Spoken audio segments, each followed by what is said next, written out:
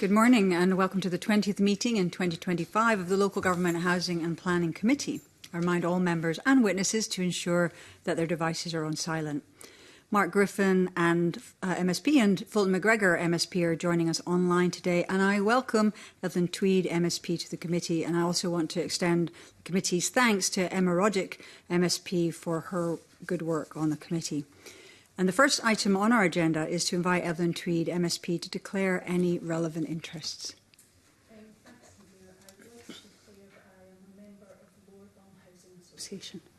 Thank you. The second item on our agenda is to decide whether to take items 4 and 5 in private. Are members agreed?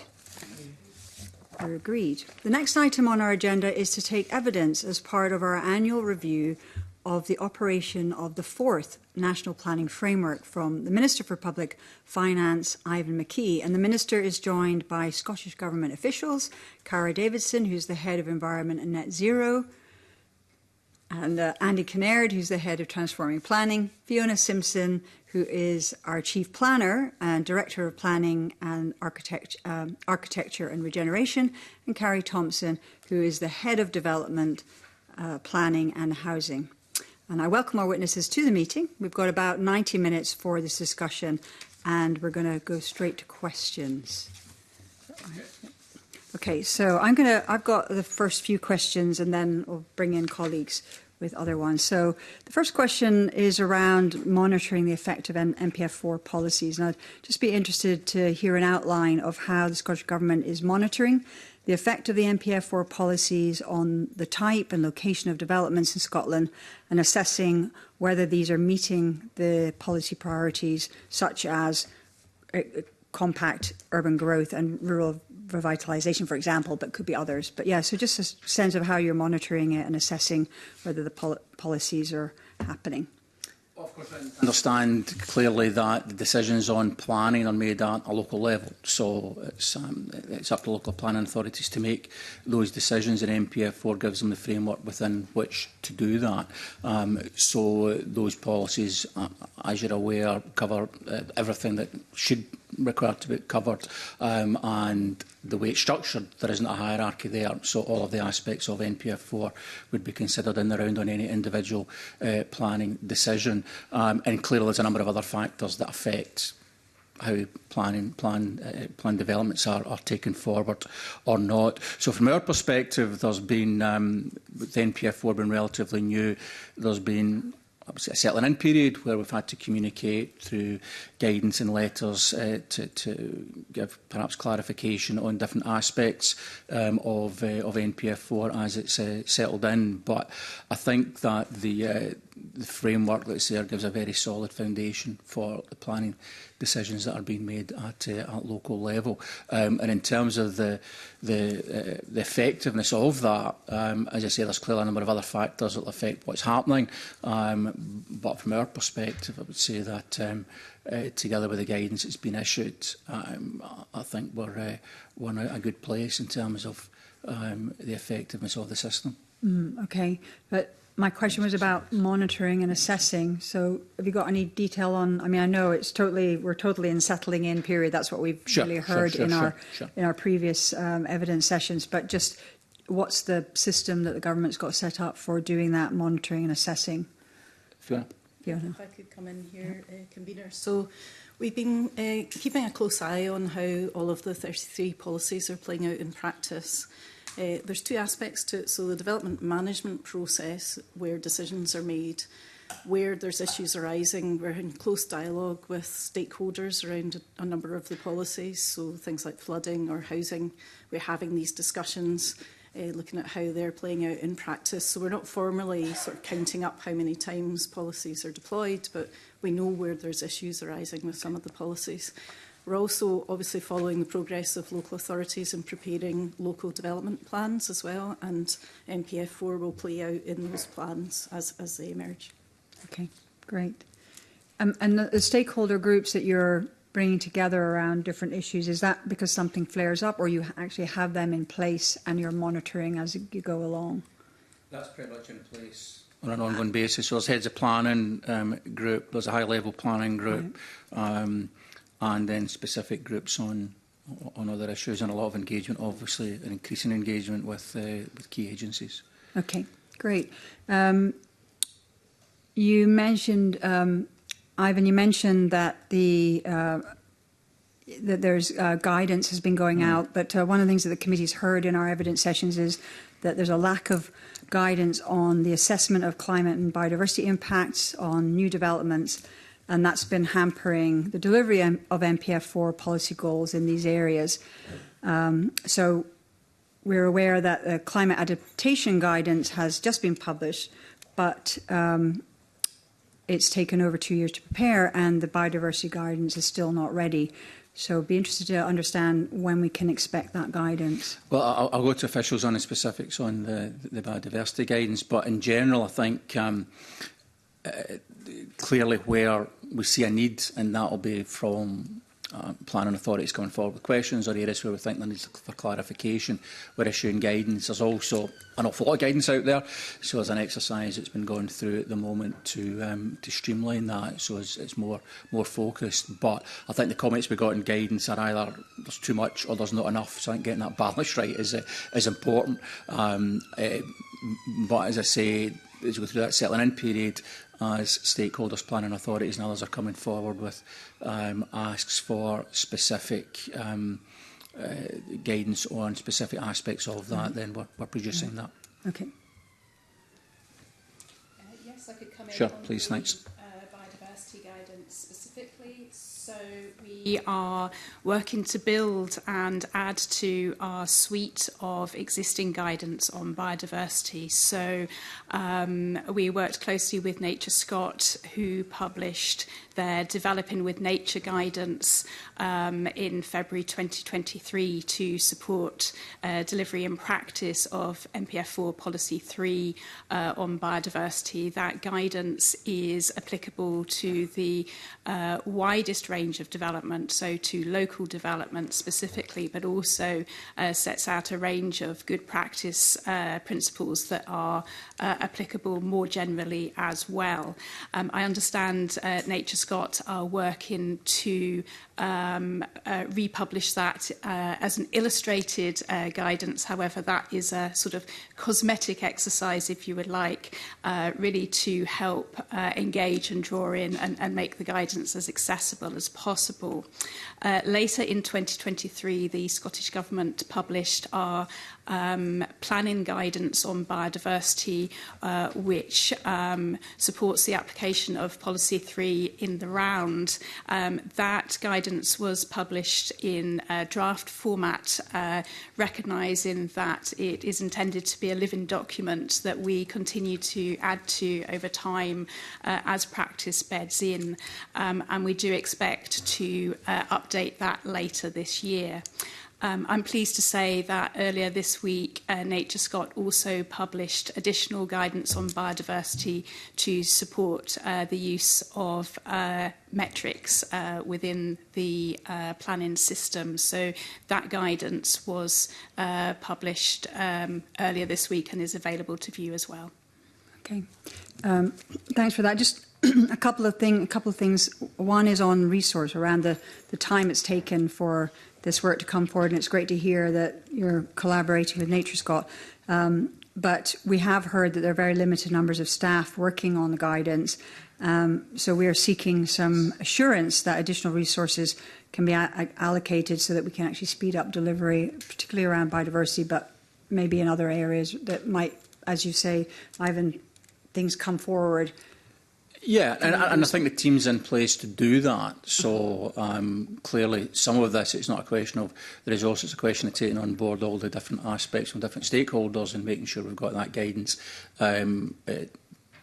targeting the right issues, but covering all the different aspects that need to be covered. So clearly, if there is a resource issue, we'll look at that, but I wouldn't say that was the primary issue with regards to production. Okay, and then another point on biodiversity is that what we are also hearing is that there's issues where the biodiversity policy is not filtering down to kind of ground level action. So that can actually happen in terms of what a local authority is actually doing on the ground.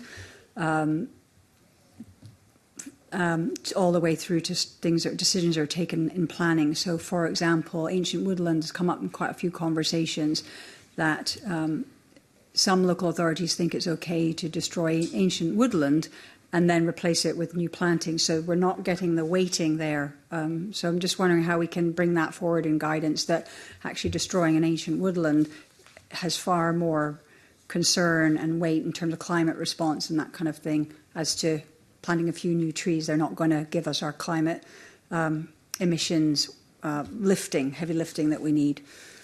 Yeah, I'll let officials talk to the specifics on ancient woodlands, but in general, the policies are clear in NPF4, and it covers all the aspects that would be considered by a planning authority, and then the guidance supplements that where specific issues like that come up, and then the adoption of that. I mean, that's there for planning professionals and the planning authorities to use when they're making their determinations. But in terms of the specifics on ancient woodland, is there anything to say there?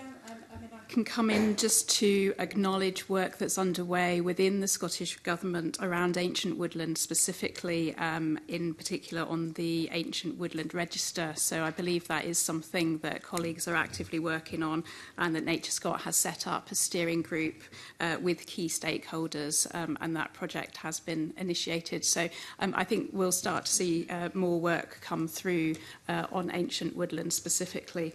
As the Minister has said, of course, MPF4 policies must be read and applied as a whole.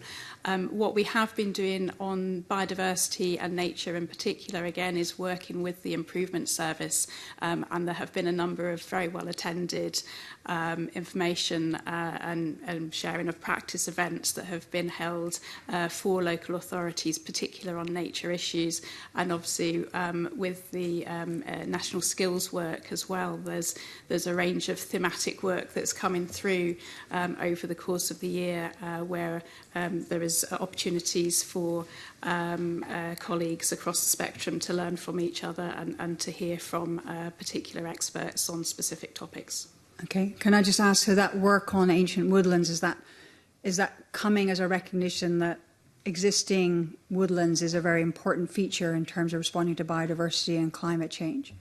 I'm speaking about work that is underway by colleagues elsewhere in government, so you'll appreciate I won't want to say too much on that, but what I can say is that there is work that has been established by NatureScot around the Ancient Woodland Register, and obviously we can provide further information on that should you wish. Okay, thanks very much. And a final question from me is around planning conditions. So we've heard from Planning Democracy that they have concerns over an over-reliance on planning conditions to deliver biodiversity goals, and have stated that the conditions are often not complied with and the enforcement action is relatively rare. I'd be interested if you are aware that conditions are regularly flouted, and if so, what could be done to rectify the situation? Well, clearly in terms of the planning system, NPF4 and the guidance that lays down what the framework within which those decisions are made, and then conditions are obviously there to ensure that there is compliance when the development is taken forward. The enforcement issue would be up to local planning authorities to take that forward. But say I'm not aware of specifics on that, but I think if there are specifics on that, then it'd be helpful to hear about that, but I don't know if you want to say any more on that. Yes, Minister, I can come in on that briefly. We are aware of the research undertaken which applies to England specifically. We're also aware that Planning Democracy has undertaken some initial research, and we have invited Planning Democracy to come in and speak to us about that. What our guidance does recommend and focus on is the benefits, and it was welcome the comments from some of your previous speakers last week that really what we want to see happening is MPF4 policies driving the early consideration from the outset of climate and nature, so that these considerations are at the forefront of the proposals as they're being worked up. So rather than something that is retrospectively fitted at the end, if you like, as an afterthought. We really want to see biodiversity, nature, climate designed in to the development proposal right from the outset. And again, just reflecting what others have said, that really this is a significant change, and these things will take time to flow through the planning system, and it's very early days to see how these things are going to play out on the ground as you know, that time lag plays out. Could it be that that in terms of monitoring and assessing work that the government's doing, you could be looking at that factor, right, that planning conditions aren't actually being complied with, could be an element that you could pull into monitoring and assessment? I'm just trying to think how we would do that other than people coming forward and telling us that that was happening. Yeah, if I could come in, I mean, we produce the monitoring report every sort of autumn time, and we look at practice and how things are evolving. I'm not sure we would get into that level of detail, but I would say we have been working with Heads of Planning Scotland. They've been looking at planning conditions and whether we could standardise those a bit more as well. So there is, you know, there's ongoing work streams in addition to those that Cara's covered. Okay, that sounds helpful and useful. I'm now going to bring in Evelyn Tweed with a couple of questions. Good morning, Minister and panel. Obviously, the NPF4 was brought in prior to the housing emergency being declared. Some people are calling for it to be revised to support the delivery of more housing. Is this something that's considered necessary? No, I don't think we need to change NPF4. We've obviously just had a conversation on biodiversity and environmental aspects, and there's a wide range of policies in NPF4, and as I've indicated, there isn't a hierarchy there, so it's depending on the situation and the proposal and the local circumstances. The planning authority will take a view on whether or not they're going to grant planning permission or indeed what conditions they're going to put on that. And the fact there's a housing emergency is obviously a factor in that.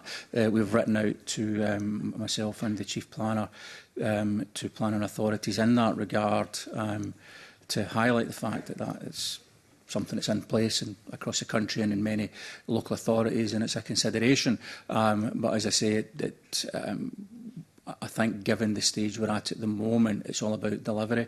It's about taking the policy that's there, that went through Parliament, the guidelines that sit around about that, the letters from myself and the Chief Planner to give clarification on any aspects, and it's about delivering that system.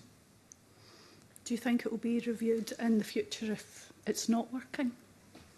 Well, it depends what you mean by not working. I mean, if you look at the numbers, there's far more units being given planning permission every year than are getting started or completed. There's a significant amount of land out there with planning permission that isn't getting built out. So the issue, I don't think, is that there isn't enough land getting granted planning permission. There's plenty of land there to be built on. There are other issues there, and that's part of the work we're taking forward, is to understand why once land has got planning permission, it's not getting taken forward. Yeah, there are challenges on resourcing that we'll talk about, and we've done an awful lot of work to address that issue. But in terms of the policy itself, as I say, the evidence shows that there's units been given planning permission in significant numbers under NPF4 to meet significantly in excess of the number of units that are actually getting built. Homes for Scotland have suggested that a minimum target of 25,000 units of new homes are built each year. What's your thoughts on that suggestion? I'd be delighted for house builders to build 25,000 units a year. In recent years, there's been 29,000 on average have gone through the planning system. So it goes back to the point I made earlier, and there's 164,000 units worth out there that have got planning permission that haven't been built out yet. Now, clearly that covers a whole range of reasons why they've not been built, and we're doing quite a bit of work to understand the specifics around about that. But as I say, a target of 25 when we're given planning permission for 29,000 each year points to the fact that it's not lack of planning permissions, it's the gate in terms of people building out houses. And does the government actually have a target? Well, the numbers that are there in terms of the MATHLAR, which is based on the housing needs assessment, and then with an additional factor built on top of that, it comes to just under 20,000 a year, so 190-something thousand, 197,000, I think it is, over the 10-year period. So that's the assessment of what the need is. And then within that, local authorities take that as their minimum, and some have got in their local development plans numbers that are significantly higher than that, in some cases 30-40% higher than that, depending on the local situation, but nobody is below that. So if you were asking what is the assessment of what the need is, that's what it is. But clearly the more that developers are wanting to take forward from the plots that have been given planning permission already, then we're obviously supportive of that. Thank you. Indicated you wanted to come in on a supplementary. Very briefly, Convener. Thank you. Good morning, Minister and officials. Following on from Evelyn Tweed's question regarding the minimum target of 25,000 new homes, the Scottish Government, of course, does have a target. It's 110,000 affordable homes by 2032. Now, you're saying roughly about 20,000 homes are being built each year. That's certainly not enough to achieve that target by 2032. So what additional measures can be brought forward through MPF4, if MPF4 is to be the tool in order to get these homes built, in order for this government to achieve its housing targets? Well, so what I would say is that the 110,000 is over a 10-year period, so that's only part of the top picture, and that's just on affordable homes. It's not on all homes, so that average out at 11,000 a year. The number at the moment, as I say, is around about 20,000 getting built, and the assessment of housing needs through the Honda process and the MATHLAR process that follows on behind that arrives at a number of 197,000 over the 10-year period. And as I've indicated already, NPF4 isn't the blockage to that happening. There's significantly more houses being given planning permission each year than are being built, and there are a significant number of houses that have already been given planning permission that are not being built. So yes, there are other challenges in there, we accept that, and a lot of the work we're doing on stalled sites, proactively working with the sector and others, is to address those, but that isn't because NPF4 is stopping houses being given planning permission. I'm just going to pick that up a little bit as well. You mentioned a number of times stalled sites and the work that you're doing to try to understand why there's a significant amount of land that has planning permission, but we're not seeing it taken forward. Could you tell us a little bit? Are you in a position to tell us what you're discovering? I mean, you mentioned resources as an issue, but... Yeah, well, the resource clearly is the issue in terms of the planning system, but that isn't the gate. The blockage at stopping planning permission has been granted, obviously. So within that, we've got analysis that we've worked with in the first cohort was sites where industry had come forward and identified where there was blockages that were stopping things happening. And then the second piece of work that sits behind that is to work through this 164,000 units and understand the reasons for those. Now, some of those will be on longer-term build-out plans, but there's questions then about can you accelerate some of that and bring it forward.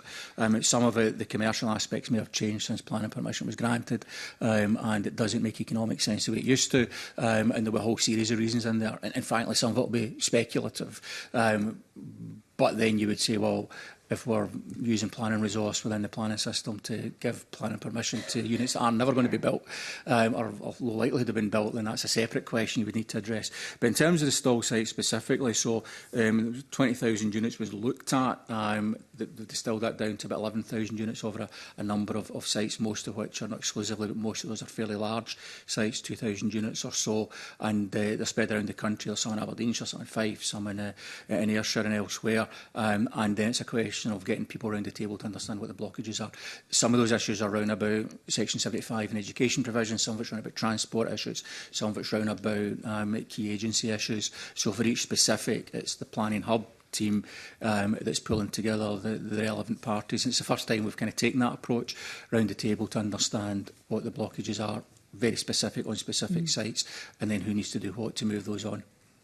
I think that's really helpful because that certainly has come up in other areas of our work and evidence sessions. So it's good to hear that you're doing that work, and I think the committee would be interested to see, as you kind of get to a point of a conclusion in this part, it would be interesting to see that. Yeah, I think that's kind of what that will never conclude, because there'll always be more to look at. But what we are able to do is give you an update as sites move through that process.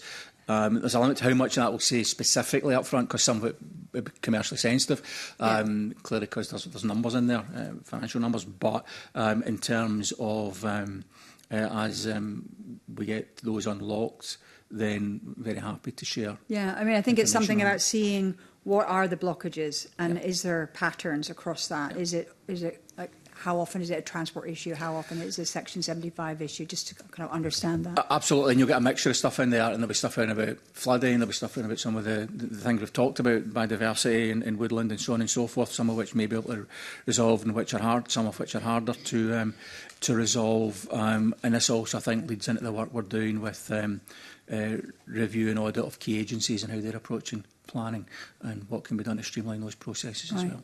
Okay, great. We'll look forward to seeing what you come up with. I'm going to go online and bring in Mark Griffin.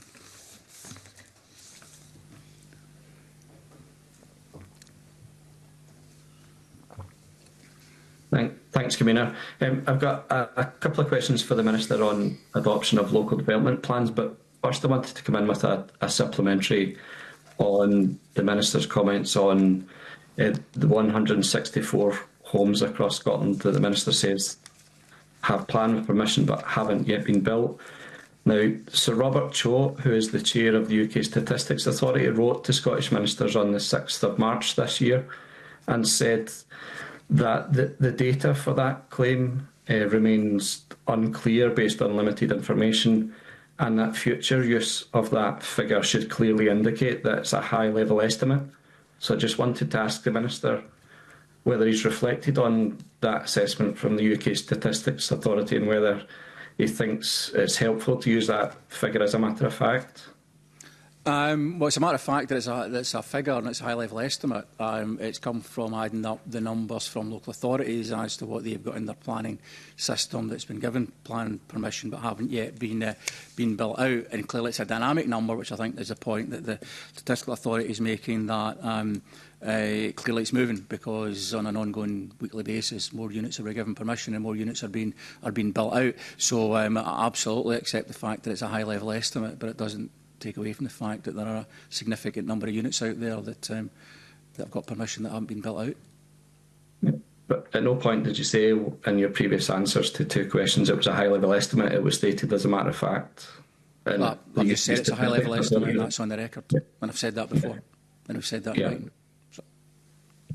Yep, I think it's helpful to have that clarification on the record after it's been stated as a matter of fact previously. But my questions on local development plans are the concerns that we've had from several witnesses that LDP evidence reports have been rejected at gate check and returned to planning authorities for further work. And I just wanted to ask the Minister whether that gate check process is working as expected, or if there is more that can be done to streamline that process. We're obviously always looking for ways to streamline processes and work closely with heads of planning and with the National Planning Improvement Champion and so on to do that, and that applies around about local development plans as well as the planning system more generally. But I think the point to recognise is that those gate checks are there for a reason, which is to make sure that the plans that come through it are robust. And it's better to address those issues earlier on in the process than to address them later on when a lot more work's been put into the plans, and then find out that there's evidence that isn't in place or is missing, or other reasons why the plans can't be taken forward to completion. So in terms of where we are at the moment, there's 6 planning authority plans that have been past that gate check, and the plan is being prepared off the back of that. There's another 2 that are at the gate check, and there's 3 that have been sent back because there was insufficient evidence, and work from the planning authority is ongoing to fill the gaps in the evidence. Do you know the reasons for the failure of gate checks? And, you know, has it been an issue of a failure of understanding on local authorities' behalf, that they haven't included the information that ministers or officials would have expected? And is there anything going out to local authorities to clarify what you would expect to be the level of detail you would expect to be in those? Yeah, I mean, I'll let officials answer on the specifics across those authorities, but clearly where there are issues that where authorities aren't clear or are misinterpreted, then clearly there's a dialogue to help resolve that, and that's important. And I think where there was reasons that were where we felt it was worth putting guidance on that, then of course we would do that as well. But on the specifics. Yeah, on the specifics, so the reporter at the gate check will be looking to see that there's sufficient evidence in the evidence report to back up the key kind of points that local authorities are raising. I think that will vary in terms of the 6 cases that have gone through and the ones that have been returned as well. And there is a lot of learning around this, so we've held 2 sessions with local authorities to focus in on evidence reports and reflect on the lessons learnt. We've also done a session on delivery programmes, so it's very much sort of learning as we go and reflecting with DPA reporters as well as with the planning authorities to see where we've got to and what we can share in terms of lessons learned. Thank you. We've also had some concerns expressed about the impact of out-of-date local development plans. So can I ask the Minister how long he expects it to take for those new local development plans to be drafted and adopted? And is there a set date in mind in government for all 34 to be drafted and adopted? Yeah, I mean, the requirement for that is 2028. Specific month, is it March or June? May, there we go, May 2028 is when those new plans are to be in place. Now, we're watching this closely to assess if there's a risk to authorities meeting those deadlines, and we'll work with them to address that as necessary. In previous national planning documents, obviously, the now famous Policy 16F was in place to allow for additional land to be released when local development plans were getting towards the end of their cycle or becoming close to being out of date because the land released in previous rounds hadn't been effective, and that speaks to the amount of land that the government have said that is available but hasn't been built on. So if there are any concerns around authorities not meeting that deadline for new local development plans to be in place, is it perhaps a missed opportunity not to have some form of that old Policy 16F for additional land to be released for housing before the new development plans come into force? Well, we're watching this closely. I know that from conversations with industry and others that there are specific local authorities where this is more of a challenge than in other areas. There are officials talk to provisions that are in place to support the specific issue that you're talking about at the moment, but there is a pipeline of land in place across the country to enable development to take place. And the whole purpose, the whole point sitting behind NPF4 is it's a plan-led system, so you agree up front where you're going to build and then you go and build there. To move away from that takes you back to a place where you've got speculative opportunities coming forward in the middle of the process, and that then causes problems around about the other factors that need to be considered, because you need to have the robustness of that planning system considering all those policies, including the policies we talked about earlier, around about biodiversity and woodland, and I'm sure we'll come out and talk about flooding and everything else that needs to be considered in the round. So the whole point is you get the plans laid down, you make sure there's enough supply in place to do that, and then you move forward on that basis. But in terms of the specifics to address some of those challenges, I'll let Fiona talk. Yeah, if I start off, and I'll bring Carrie Thompson in because she's the expert in this area, but just to say that we have written to planning authorities setting out how to deploy Policy 16, and we've made it clear around the aims of the policy, the approach that we're taking, but also framing that in the context of the broader planning system, which is a discretionary planning system, so there is still naturally flex within the system. But I think Carrie Thompson can add more on the specifics. The policy that we used to have was the presumption in favour of sustainable development. Some of the issues around that is that it brings forward land that hasn't been allocated or planned for. Communities don't tend to have had early input to or a say on that land allocation. Quite often infrastructure hasn't been planned for it either. So there are concerns that it's bringing out development that isn't the kind of sustainable development we want to see. What we do have already is a flexible system where MPF can be used. There are different parts to the MPF Policy 16. Part C refers to affordability and choice. So if the proposal is bringing in areas of types of tenure of housing that is needed in a particular area, authorities do have that flexibility to apply judgment to their decision making and put the weight where they would prefer to see that development come forward. Okay, thank you. Thanks, Convener. Thanks very much, Mark. And now going to bring in Megan Gallagher. Thank you, Convener. Minister, there's some confusion over the status of local place plans given the complexities surrounding MPF 4.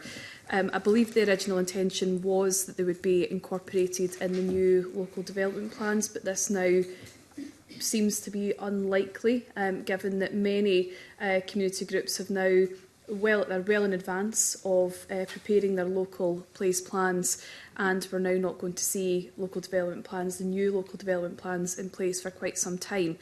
I think communities would be disappointed if they amount to another wish list and are not material factors that are involved in planning applications like previous locality plans have been.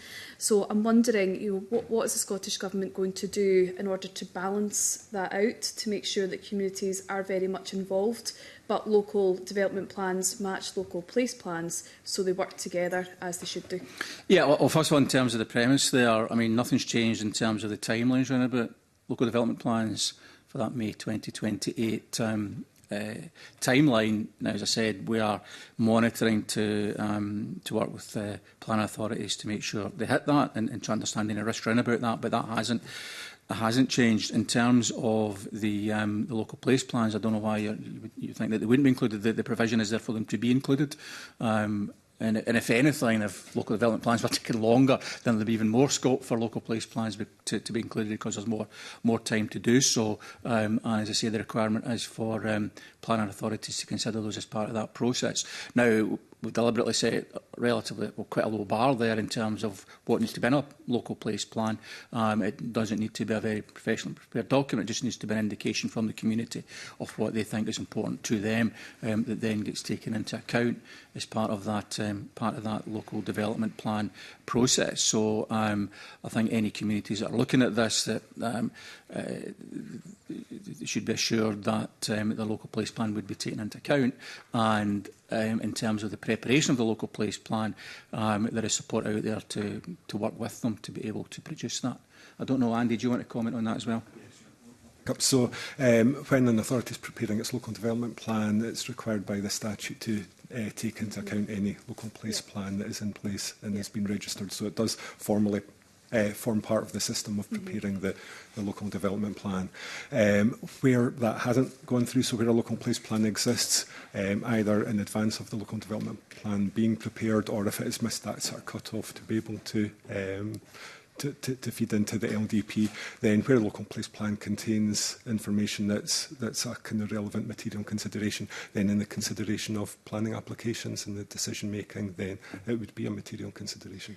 With respect, though, there's many communities who have actually completed their local place plans. There's no mechanism for those local place plans to therefore be adopted and brought into some form of fruition in terms of what they would like to see for their communities. And again, if these local development plans are not going to be in situ until 2028, there is an imbalance, actually, in terms of how long communities may need to wait in order for anything to be adopted, or feedback, or any direction given from the local authorities themselves. So how do you balance that? Because, again, that's the feedback that I'm certainly getting from community councils, local communities, that they're already well in advance of these place plans but there's no communication either from local authorities or Scottish Government in relation to when these would be adopted, or what parts of those local place plans will actually be put into the local development plan. There seems to be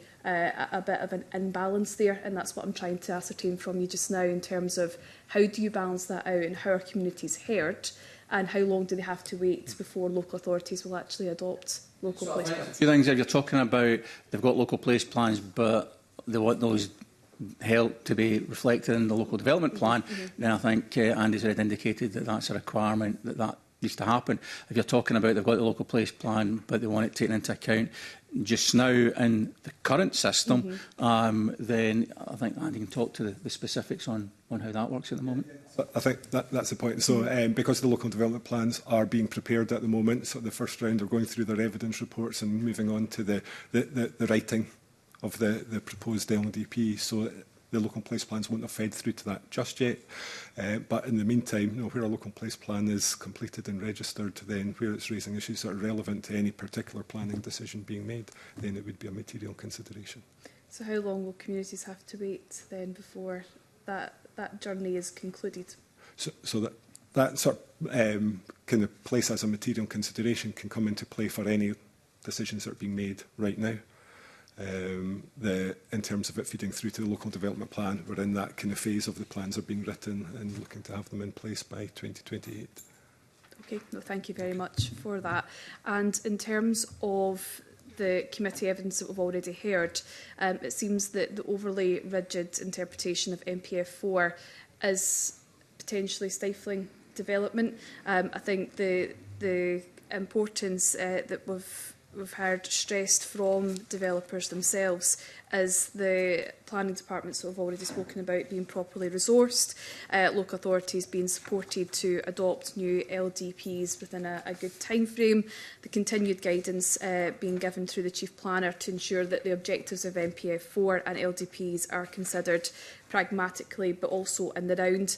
And I think the point that Evelyn Tweed raised earlier on in terms of reviewing MPF4 to make sure that it's practical and right for areas right across Scotland is important as well. And one of the examples that we have heard directly from committee is the application of 20-minute neighbourhoods to remote rural areas could potentially stifle in development or drive developers away.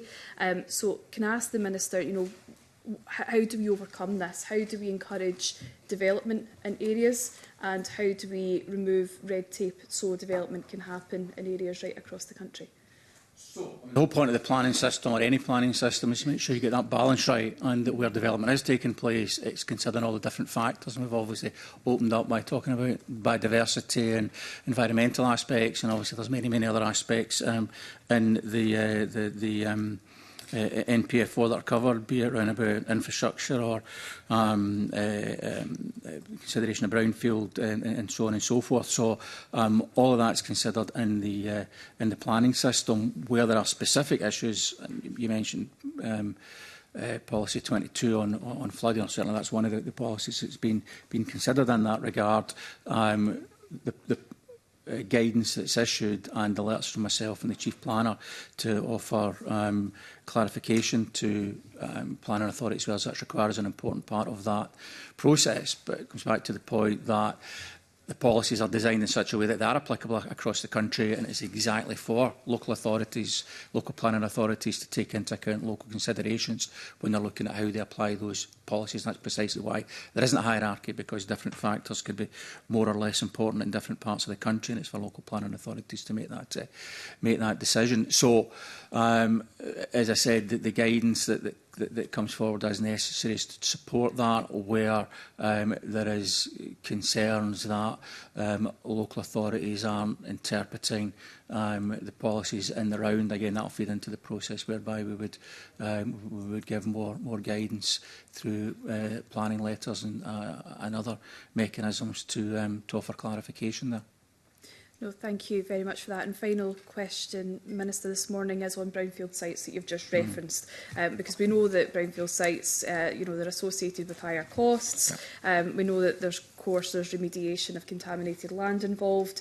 And the question I'm asking simply is, what is the Scottish Government going to do in order to make brownfield sites more attractive? Because, of course, NPF4 has the presumption of utilising brownfield sites, and I think we need to make it more attractive for developers to actually utilise that land better. So is the Government considering any grants or any additional mechanisms in order to make it more attractive for developers to utilise that land? Yeah, I mean, depending on what it is, there already have been mechanisms in place to support that on vacant and derelict land and so on, and clearly it will depend very much on the specifics of the site, and local authorities will have a big part to play in that in terms of what they see as being the priorities. So I think that there have been funding streams in place for that. What we're also looking at the moment is whether there's scope to implement any other measures that would help to encourage use of brownfield sites. So where there is scope to do that, we're open to considering that to help deliver exactly what you've outlined there. Thank you very much. Thank you, Convener. Thanks, Megan. And I'm now going to bring in Alexander Stewart. Thank you, Convener, and good morning. Can I first of all touch on the flood risk and water management? This is the policy 22 on the NPF4, and on the 15th of June, the Chief Planner, you wrote to authorities indicating. Can I ask why it was necessary for that letter to be sent, and what changes do you expect planning authorities in SEPA to make on how they assess flood risk following the issue of that letter?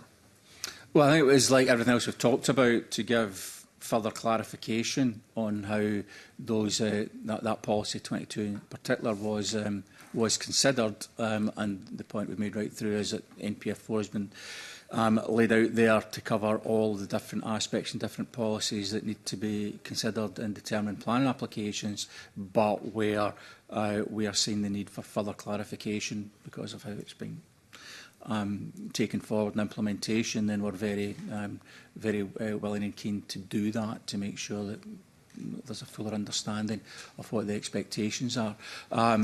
We're also taking forward, and I mentioned it earlier, work to do audits of the planning functions within key agencies, of which SEPA would be one, to understand specifically how the interplay between what advice SEPA are offering and the flood teams within planning authorities themselves, how they're looking at these considerations to make sure we get that balance right. But I think I would say is that clearly flood risk is real, and the last thing anyone wants to do is to build somewhere where it's going to get flooded for lots of very, very good reasons. And of course the climate change is providing more information all the time on what those risks are, but also the situation over time is deteriorating because of climate challenge and climate change. So all of that needs to be considered in the round. So getting that balance right there is really important. But as I say, we are working with all those involved in this to make sure we do that. Okay. Anything else you want to add? Or is that we're content with that? I think the Minister's covered it pretty comprehensively. I mean, I would say Policy 22 has been quite heavily debated since it was introduced.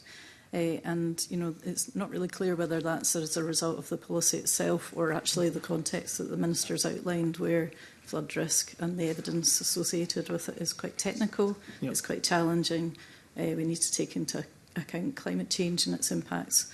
So it's always going to be a challenge, I think, regardless of what the NPF4 policy says. The purpose of the letter is really just to provide that clarity on roles within the process and link across to updated guidance that SEPA has produced as well. Okay, thank you.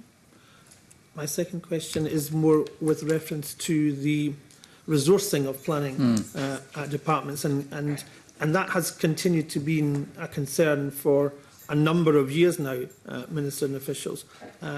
And the changes that have been introduced in recent with reference to the fee system, do you have any plans to introduce funding, increase the funding within planning authorities? Because obviously that has an impact depending on how that can be managed.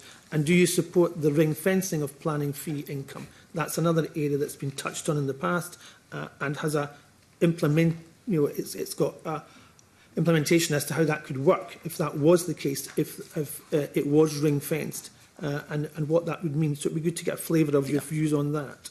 So in terms of resourcing of planning authorities, if you look at the data across the planning authorities, and none of them do planning fees cover the cost of the planning department. Right? The best is about 80-odd%, the average is about 67% or thereabouts. So there is, even with the fee increases, still a gap between what it costs local authorities to run their planning department and what the fee income generates. Now, clearly, they would look at that and say, well, there's other economic and other social benefits there that would encourage them to invest to support the planning system, but that's a relative where we are at.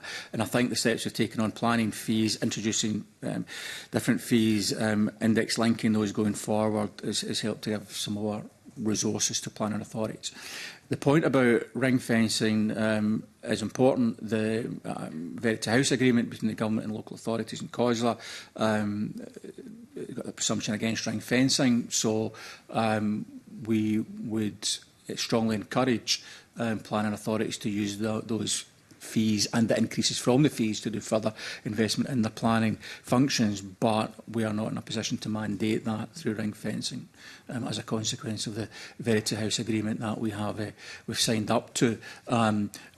So there's that issue about resourcing. There's also an issue about the efficiency of the process. So the work that the National Planning Improvement Champion is taking forward with the peer-to-peer audit work between planning authorities to identify best practice, the digitisation work that's getting taken forward, and a whole series of process improvement activities that are very active on in that regard, are to make the processes be able to deliver more with the same resource. And then in terms of increasing the number of people that come into the system, we've taken a number of quite solid measures in the last few months through trebling the number of bursaries we're funding it, and that's actually triggered others in industry and elsewhere to come in the back of that and further invest in bursaries to bring more planners into the system. We have brought on board 18 planners into government itself at our expense to help train them so they can then go in and work in the planning system. And there's other work that I've been heavily involved in, and the team's been leading on in government to encourage individuals, either early career or mid-career, to choose a career in planning and give it more profile. So there's a lot of things happening to take that forward. One of the things that's important to recognise, though, is that a lot of people that do leave planning authorities go to work in industry, and it's conversations we're also having with industry about how we work together on this, because it doesn't do anyone any good if developers can't get their plans through because they've hired the planner. You've identified a very strong issue there, Minister, that there's an attempt to try and build more and want to do more and create that atmosphere, create that energy, but also create that industry. But if you don't have the manpower, the resource and the individuals to follow that through, and there are some locations and authorities that have a much bigger input in planning than others. On a daily basis, some authorities get dozens of planning applications and others do not have that same flow. So it's trying to manage the amount of applications, the time applications take, and then to ensure that they have the procedures in place. Yeah. And that can have a knock-on effect on how effective and how efficient the system is. And you've identified all of that, but it does make it more difficult. It would appear to make it more difficult to achieve some of the goals you want to achieve if you don't have these foundations and blocks in place to ensure that you can fulfil your ambitions going forward. And I think that you do realise it, but there needs to be a bigger realisation that more needs to be done and more achieved, because otherwise you're just putting things to fail because you don't have the places and the processes in place to ensure that the goal at the end of the day in some areas can be achieved. As you identified, some other areas don't have the same demand, but the ones that do have a big demand, that is much more crucial for them to try and achieve their goals and aspirations of planning and making sure we get things built in these locations. Yeah, and as I say, it's for planning authorities to make those decisions, but we are very active in working with them, as I said, to share best practice, to put more resource into the planning system at a macro level across the country, either through the fee increases we talked about or through the steps we've taken to bring more people, individuals in to be trained as planners. And we're also working with local authorities, particularly smaller local authorities where it makes sense, to see what opportunities there are for them to cooperate with other local authorities and sharing of resource, particularly specialist resource, where that is obviously in shorter demand. So I think we're active in that space, but where there's opportunities to do more, we're very interested to take that forward. Thank you, Convener. Thanks, Alexander. Now I'm going to bring in Willie Coffey. Thanks very much, Convener. Good morning, everybody. I wonder if I could briefly jump back to flooding for a moment. As you know, Minister, I'd written to the Government yourself about the issue about SEPA's revised flood risk assessments effectively rendering adjacent housing developments that are in place and people living in them now at risk of flooding. And the clear and obvious problem that local people have with respect to that is that they now can't sell, they're having difficulty or can't sell their houses because of this revised flood risk assessment. It's to ask the Government and the Chief Planner probably how we plan to resolve that. I have read Fiona's letter, but I can't quite see how it might address that particular issue of adjacent housing developments that are in place being affected now by flood risk assessment that SEPA has carried out. So that's a knock-on effect of the determination that SEPA would make. So it's important to recognise that SEPA will take a view. It's a planning authority that will make the decision.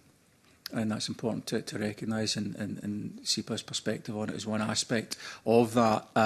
But clearly, as I said earlier, things are changing. So areas that weren't at flood risk previously may well be now or in the future. But I think the specific point you're talking about in terms of those individuals that have got properties adjacent to land that's been refused planning permission on that on those grounds is obviously outside the scope of the planning system. But I don't know if anyone's wanting to throw any light on that. I can come in briefly on this, Minister, and obviously you've touched on the point there very much. So SEPA obviously have statutory obligations that sit out with the planning system in relation to flood risk, and obviously one of their roles is to provide information and evidence on what flood risk exists across the country.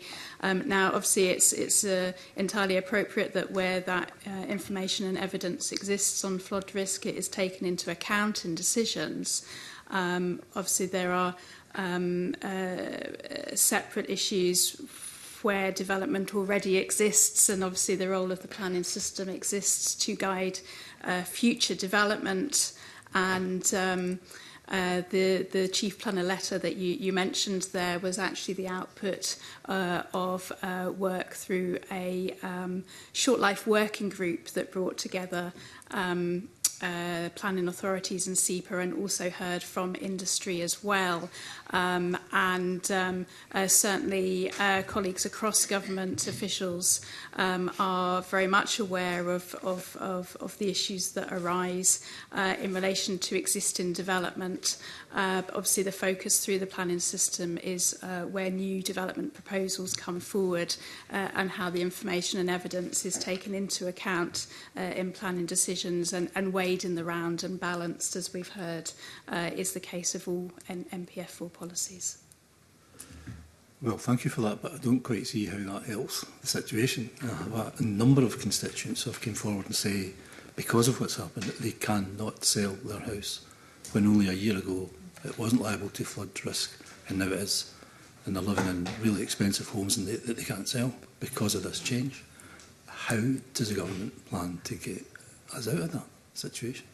Well, I think just to be clear, that's not a function of the planning system, that's a function of SEPA bringing forward advice based on the guidelines that they've got to do those calculations around about the likelihood of flooding in any particular area, and they generate the flood maps and so on and so forth. So I say that feeds into the planning system. The planning system in any given situation would take a view on that.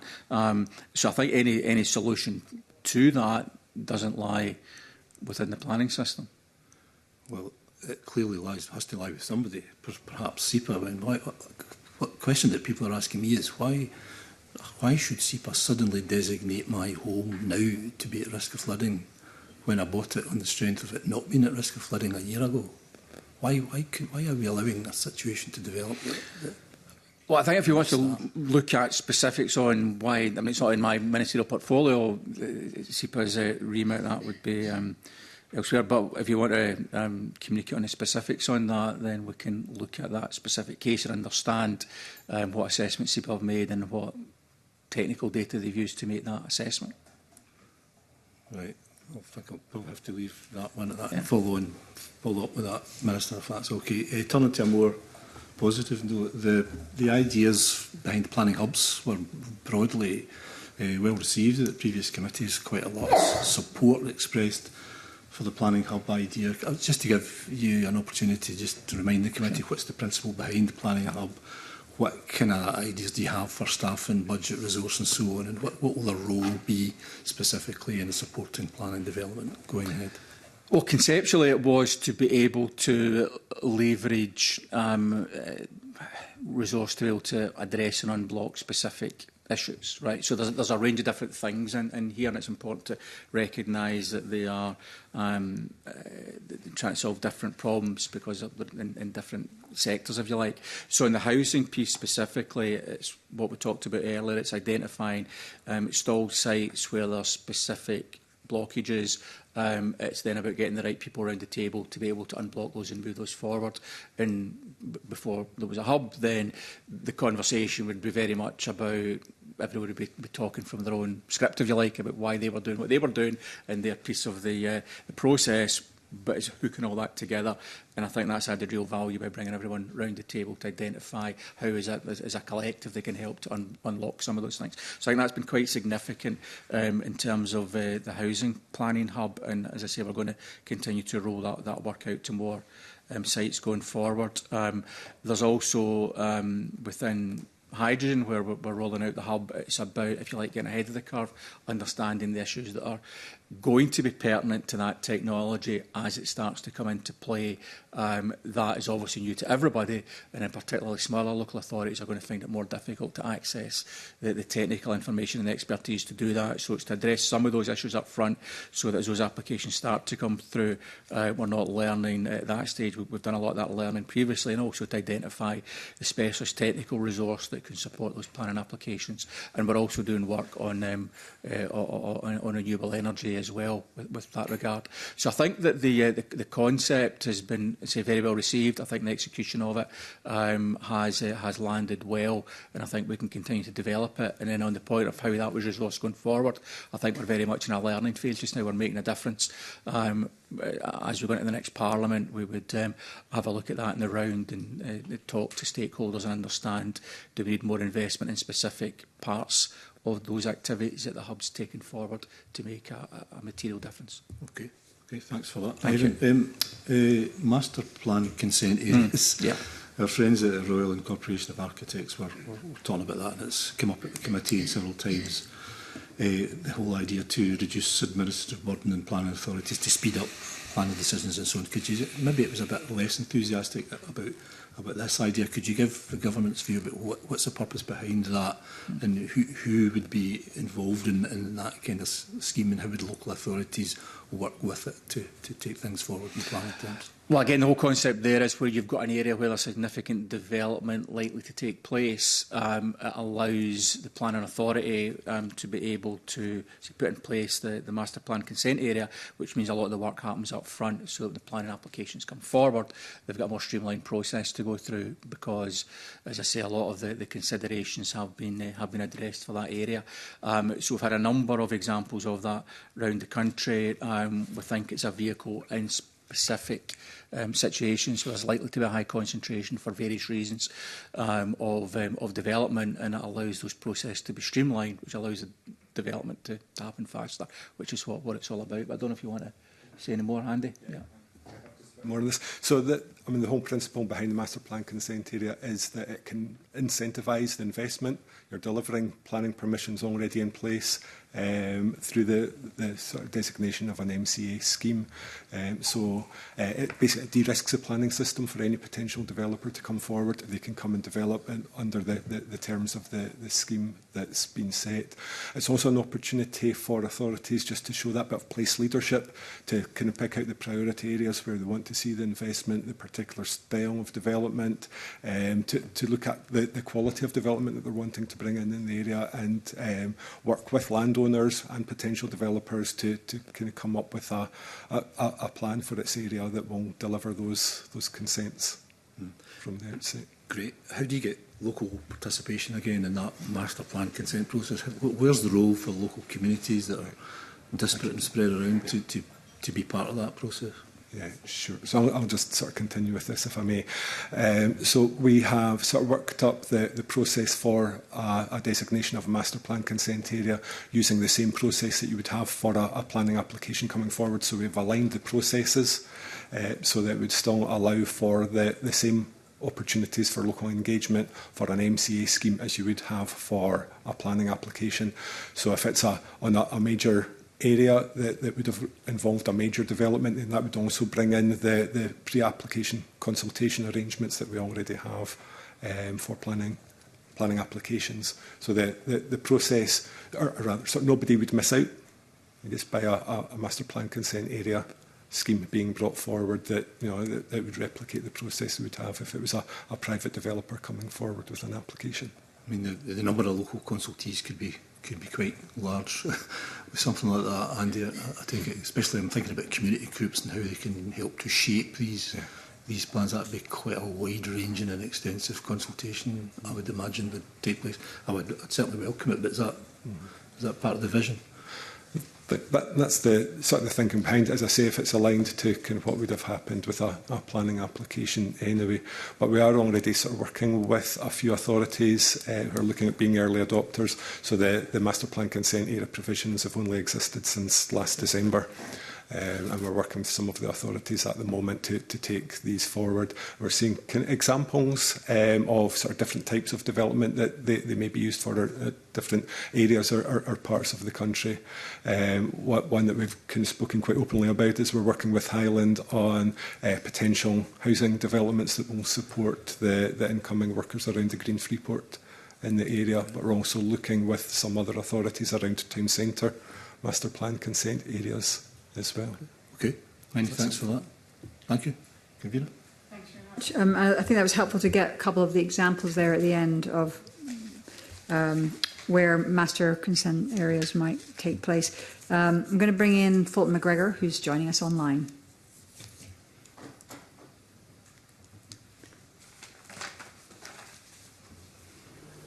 Thanks, Convener. Can you hear me now? Yeah. Yes. Yep, excellent. Thanks, and good morning to the Minister and officials. Just a quick couple of questions from me, Minister. The first is that the RTPI, as you'll know, has asked that NPF4 be made a dynamic document continually updated to reference new advice and guidance as it is published. Is this something that you think yourself and the government can take forward? So I think you need to separate out there the NPF4 document and the policies that are articulated in there, which, as I indicated earlier, we wouldn't want to be changing that, but then the guidance that sits alongside that and gives clarification whether it's required on how those may be interpreted and adopted and implemented. And the guidance is obviously dynamic, where we identify that there is more information or more clarification required, then we bring that forward. And the suite of guidance that's available is easily accessible for those that are seeking to review that. So I think that what we've got works in that regard. It is dynamic. The guidance does change to address challenges, concerns and more new information. But as I say, I don't think we'd want to be going back through the NPF4 process, because that gives us stability on the policies, which I think is really important as well for people to have that certainty. Okay.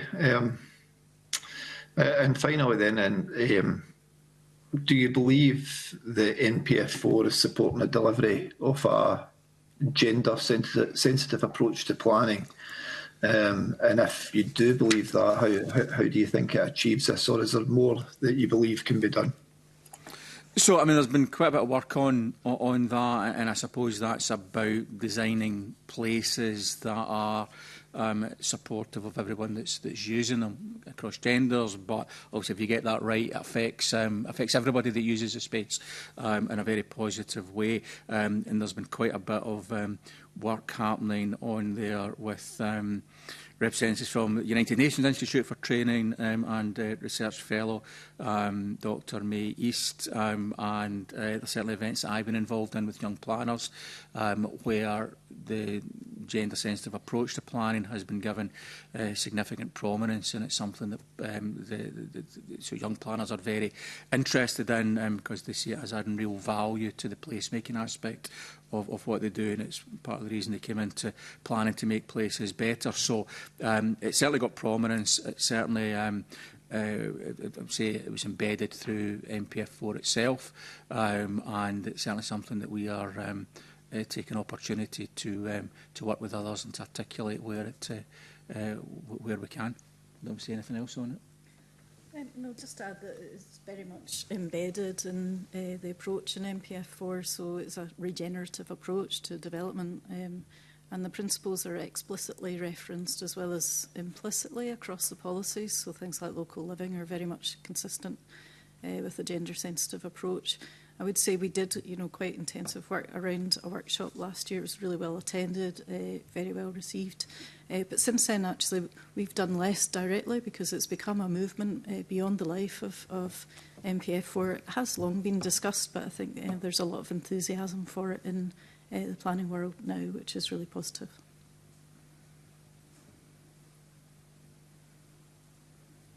Okay, thanks very much. That concludes our questions, but I'm going to go back and pick up a few threads here, if you don't mind. Just on the dynamic document question that Fulton asked, what I got the RTPI was asking for was the challenge that they're finding, I think planners in general are finding, is that yes, MPF4 sits as an unchanging document, but then there's all those different bits of guidance that pop up, and it's navigating and keeping track of when those things pop up. I'm using a metaphor at the moment, which is like I'm walking through a nice field after a rainstorm and all the mushrooms pop up, and there's been all this mycelial government network work happening, and then all these things appear. And how do they link back? So my sense of what they were talking about is something like a dashboard or a way of organising all the materials. So it's really easy to come to a place and go, oh right, that's been updated, without having to kind of go and so that. What do you think about that? No, I think that anything we can do to make that more easily visible is absolutely to be encouraged. I think we'll certainly reflect on that and look to how we can do that. As I said earlier, there is work happening to, but clearly there's guidance being issued in response. So it is dynamics in response to challenges that present themselves or requests for more information or clarification. And I think that process will continue. There's historical guidance that there's a piece of work at the moment ongoing to go through and review that and see how much of that is no longer relevant and can be taken down, which helps to simplify what's online and then how it's presented. I think it makes sense to be able to do that. Although, as an exercise, I went on to the internet this morning and typed in Scottish Government planning guidance, and it very quickly takes you to the government page, and it lays out on 1 or 2 pages the overview with all the links to everything you might ever want to see in terms of guidance. So I think it is all there, but we'll seek to make this as easily accessible as possible. Good, great. I'm glad you checked it. I'm glad you checked it out. But clearly, I mean, there's some aspects of the Scottish Government website that you could get lost indeed for a long Point time taken. And not quite find what you're looking for. So I'm interested to hear. So on the local place plans, and so I recently heard about the UK government's plans for neighbourhoods. And so this was not a Labour government initiative, it was a Conservative government, part of their Levelling Up and Town Boards programme. But I just wondered if you're aware of that, because it's kind of suddenly there's or not suddenly, but emergent through Levelling Up, plans for neighbourhoods. And in that, I can't remember how many, it's a number of local authorities in Scotland have been given funding, or there's 75 local authorities all across the UK, and there's a portion in Scotland, and they can access a £20 million pot over 10 years to do things around regeneration. So what they have to do is come up with a regeneration plan. And my sense of that plan is that it's not only about spatial planning that we've been talking about, but it's also cuts into kind of community action plan and community planning partnership type work. But I just wonder if you're keeping track of that. So, for example, I have heard from Orkney Island Council that they've made a very good use of their fund and their access, and what they're doing is they're actually funding all the local place plans with it. But I just wondered if you had a sense. I think there's Ayrshires have got are part of it, and Murray Council, and maybe some others. I mean, it's obviously not my portfolio, and I'm not specifically aware of that specific fund, but clearly where there are funds available from whatever source to be able to help support communities and local authorities to invest in place plans or other activity, then that would be encouraged, obviously. In terms of more broadly the work that UK Government's taken forward, we have done quite a bit of work to review that and understand it, and I think it falls into a number of categories of things that just aren't relevant in the Scottish context, because we've already taken steps to address those, or they don't apply. There are things that we've already done here in terms of improvement we've made through NPF4, but other activities as well. And then there are other things that we're looking at, what they're doing down south, to see if there's anything we can learn from them. So we're very open to taking that forward. But in terms of that specific fund, I don't know if anyone is aware of that. Yeah, I can't add anything on that specific fund, but I can say, you know, there's a lot of read across between planning, local place plans and our regeneration programmes, including our place-based investment programme. So that whole kind of landscape of, you know, community-driven engagement also comes together with what we're trying to achieve in planning through local place plans and other engagements. So there's good links there, a lot of potential. Yeah, I mean, I think my concern was that it would add another layer of, there's a requirement to set up a board, and so you've got all these different streams of activity and how. So I think Orkney Island Council has actually demonstrated a really good way and a good approach, which is say, okay, we're going to set up this board, we're going to do this, we're going to get the funding, and we're going to actually support the local place plan rather than create something new. Because that was my concern. We're going to start creating lots of different streams of activity in communities where we just actually don't have the capacity to manage it all. But I think, Fiona, on your point, one of the things I've become aware of with the local place plans is that it's been, certainly in Dunoon, when they've done it, the Dunoon Community Development Trust, when they did their local place plan, they realised, oh, we need to do our community action plan as well. So that's kind of interesting that it's triggering not, you know, more beyond the spatial plan, that actually something that I think this committee's identified early on is that actually there's a connection between what you need in terms of spatial planning and what's needed in terms of public services and support for communities. Yeah, so quite interesting. And finally, I just want to take us way back to the beginning of the conversation. Early on, we were talking, Ivan, you were talking about the fact that there's a certain number of sites that have gotten planning.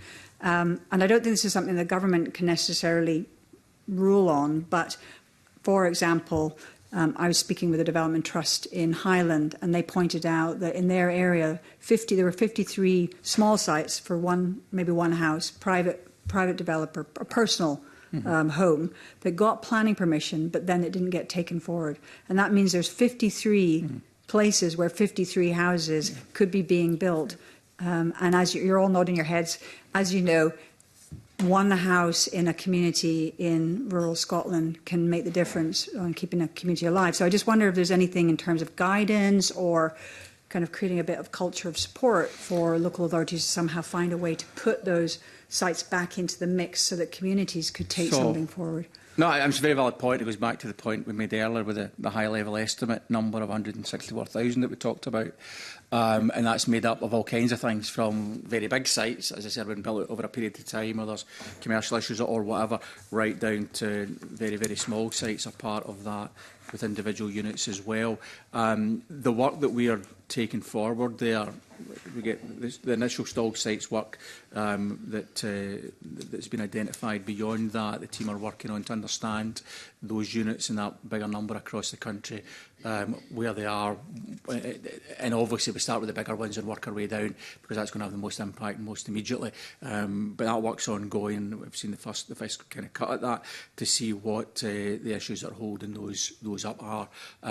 But in terms of the very, very small sites, particularly in rural areas, obviously would encourage local authorities to be looking at themselves so they can, to understand if there's anything they can do to help secure the build out of those units. Yep. Great. Okay, thanks very much. That concludes our questions. I think that's been a very useful discussion, and great to hear where the government is and guidance, and get into actually some of the details. I think that's been quite interesting around the fact that there is a certain number of sites that already have planning, and you're looking into why it's not translating into housing on the ground. But so many thanks. to the Minister and your officials for your evidence this morning. And as we previously agreed to take the next item in private, and that was our last public item, I now conclude the public part of the meeting and we'll move into private. Thank you.